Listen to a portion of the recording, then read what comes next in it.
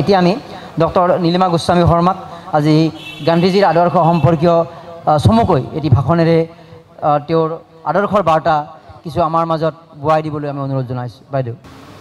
জয় গুৰু শংকৰ সৰ্বগুণাকৰ জাকেৰি নাহি উপাম তোহাৰী চৰণক বাৰেক কৰোঁ শতকোটি প্ৰণাম।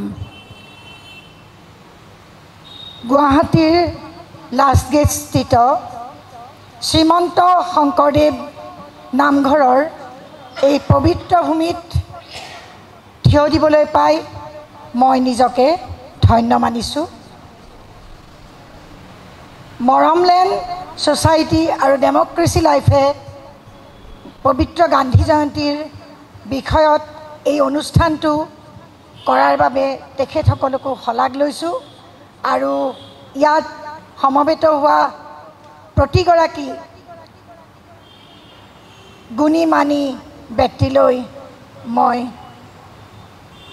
সন্মান আৰু আদৰ জনাইছোঁ। ডেমক্ৰেচি লাইফ আৰু মৰমলেণ্ডৰ মৰম কুমাৰে মোক গান্ধীজীৰ আদৰ্শ সম্পৰ্কে কেইটামান কথা ক'বলৈ কৈছে, অতি চমুকৈ ক'বলৈ কৈছে, গতিকেতো মোৰ ইয়াত বহলোৱাৰ কথাই নাহে। ইতিমধ্যে পূৰ্বৱৰ্তী ব্যক্তি ডক্টৰ দুলাল বৰা ডাঙৰীয়াই তেখেতে দিলীপ বৰা ডাঙৰীয়াই তেখেতে গান্ধী সম্পৰ্কে যথেষ্ট কথা কৈ গৈছে আৰু আমি ইতিমধ্যে সৰুৰে পৰা প্ৰত্যেকেই আৰু আজিৰ ল'ৰা ছোৱালীয়েও গান্ধী সম্পৰ্কে পঢ়ি আহিছে, গতিকে কম বেছি পৰিমাণে সকলোৱে গান্ধীৰ কথা জানে। তথাপিও আমি কিয় গান্ধীক চৰ্চা কৰিব লাগে সেইটোহে আচলতে প্ৰাসংগিক বিষয়। আমি গান্ধীক ইতিমধ্যে আমি জানো যে আমি এটা সময়ত গান্ধীজীয়ে আমাৰ ভাৰতবৰ্ষৰ স্বাধীনতা আন্দোলনৰ কাৰণে যথেষ্ট সক্ৰিয়ভাৱে আন্দোলন কৰি ভাৰতবৰ্ষলৈ স্বাধীনতা আনিছিল 1947 চনৰ 15 আগষ্ট তাৰিখে। এই কথা আমাৰ সকলোৰে অৱগত আৰু পৰৱৰ্তী সময়ত গান্ধীবাদ লাহে লাহে কমি আহিল।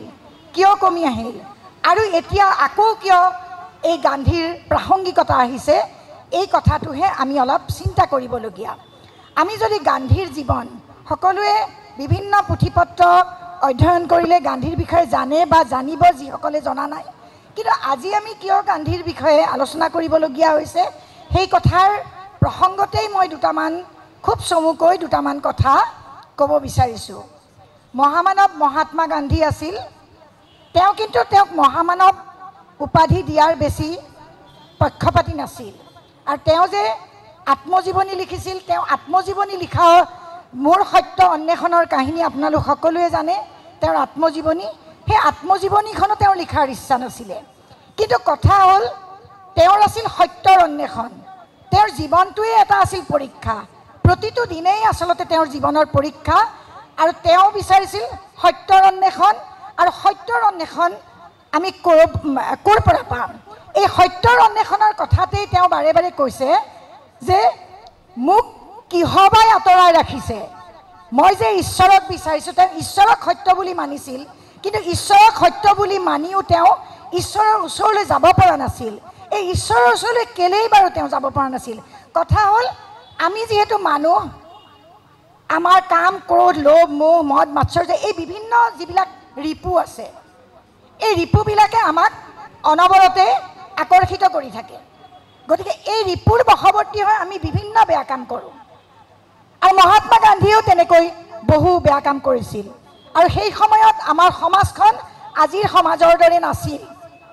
কাৰণ তেওঁ যেতিয়া ইংলেণ্ডলৈ বেৰিষ্টাৰী পঢ়িবলৈ যাবলগীয়া হৈছিল, তেতিয়াও তেওঁ বহুজনৰ পাৰ্মিশ্যন ল'বলগীয়া হৈছিল, অনুমতি ল'বলগীয়া হৈছিল আৰু অৱশেষত তেওঁৰ পিতৃৰ সহযোগী, তেওঁৰ খুৰায়েক, এইসকলৰ ওচৰলৈও তেওঁ গৈছিল মানে অনুমতি ল'বলৈ, তেওঁ বেৰিষ্টাৰী পঢ়িবলৈ ইংলেণ্ডলৈ যাব নে নাযায়। কিন্তু সেই সময়তো কিন্তু যিসকলৰ ওচৰত গ'ল তেওঁলোকে ক'লে যে মই তোমাক পাৰ্মিশ্যন দিব, অনুমতি দিব নোৱাৰোঁ, তুমি তোমাৰ মাতৃৰ ওচৰলৈ যোৱা। আচলতে আচল আমাৰ শিক্ষাগুৰু হৈছে মাতৃতকৈ ডাঙৰ শিক্ষাগুৰু আচলতে একো নাই। আৰু তেওঁ অৱশেষত তেওঁ কি কৰিলে, বিভিন্নজনে বিভিন্ন কথা ক'লে আৰু তেওঁক বৰ্জনো কৰা হ'ল, আচলতে সমাজৰ পৰা সমাজচ্যুত কৰা হ'ল। কিন্তু তেওঁৰ ইচ্ছা আছিল কিন্তু বেৰিষ্টাৰী পঢ়াৰ। আৰু তেওঁ মাতৃৰ ওচৰলৈ যেতিয়া আহিল, মাতৃৰ ওচৰত তেওঁ 3টা প্ৰতিজ্ঞা কৰিছিল, মদ, মাংস আৰু নাৰী।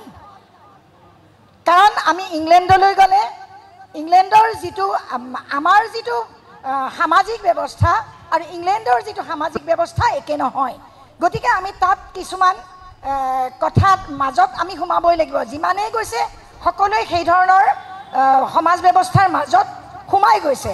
কিন্তু মহাত্মা গান্ধীয়ে গৈছিল মদ, মাংস আৰু নাৰী। কাৰণ তেওঁ তাৰ আগতে তেওঁ কিছুমান কথা স্বীকাৰ কৰি গৈছে।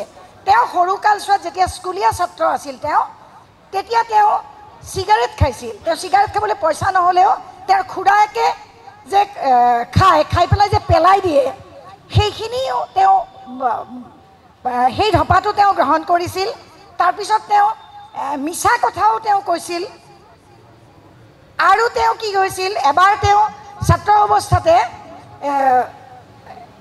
স্কুল ইন্সপেক্টৰ আহে নহয়, স্কুল ইন্সপেক্ট কৰিবলৈ, তেতিয়া তেওঁ 5টা শব্দ লিখিবলৈ দিছিল। আৰু 5টা শব্দ লিখিবলৈ দিওঁতে এটা শব্দ পৰা নাছিল। সেই শব্দটো আছিল কেটল, KETTLE। তাৰপিছত আজিৰ নিচিনাতো এনেকুৱা ব্যৱস্থা নাছিল মাৰ্বলৰ বা টাইলছৰ ঘৰ। তেতিয়া মাটিত বুট জোতাৰ আগেৰে কেটল শব্দটো লিখি দিলে। আৰু কেটেল শব্দটো লিখি দিয়া স্বত্তেও কিন্তু তেওঁ নিলিখিলে। কাৰণ শিক্ষক এজন কিয় আছে? শিক্ষক এজনেতো আমাক নকল কৰোৱাৰ কাৰণে নাথাকে। আমি যাতে নকলৰ পৰা, আমি বেয়া কথাৰ পৰা যাতে বাহিৰত থাকোঁ। শিক্ষকৰ আদৰ্শ কি হোৱা উচিত? শিক্ষকৰ আদৰ্শ হোৱা উচিত ছাত্ৰক সৎ কথা, সঁচা কথা, সত্যবাদিতা, এইবিলাক কথা যিবিলাক আমি সৰুৰে পৰা শিকি আহিছোঁ। আৰু সেইবিলাক মহাত্মা গান্ধীৰ আদৰ্শ হিচাপে আমি শিকিছিলোঁ বহুত মহাত্মা গান্ধীৰ কিতাপ পঢ়ি। গতিকে তেওঁ সেইটো নিলিখিলে। ঠিক তেনেকৈ তেওঁ বনিতাৰ ওচৰলৈ গৈছিল। আৰু তাৰোপৰি তেওঁৰ যেতিয়া তেওঁৰ পত্নী সন্তান সম্ভৱা হৈছিল, ইতিমধ্যে তেওঁৰ পিতৃৰ অসুখ হৈ আছিল। কিন্তু তেওঁ বাৰে বাৰে তেওঁৰ পত্নীৰ ওচৰলৈ যায়। তেতিয়া তেওঁ ভাবিছে মই ইমান বেয়া কাম কৰি কিয় কৰিছোঁ? কিন্তু আমি যিহেতু মানুহ, বিভিন্ন যিবিলাক মই অলপ আগতে ৰিপুৰ কথা ক'লোঁ, এইবিলাকে আমাক প্ৰতিটো বয়সতে আমাক আকৰ্ষিত কৰে। এতিয়া ৰবীন্দ্ৰনাথ ঠাকুৰে এটা কথা কৈ গৈছে, বালকের মতো না খেলিলে যুবার মতো কাজ করা যায় না, আর যুবার মতো কাজ না করলে বৃদ্ধের মতো জ্ঞান পকিয়া উঠে না।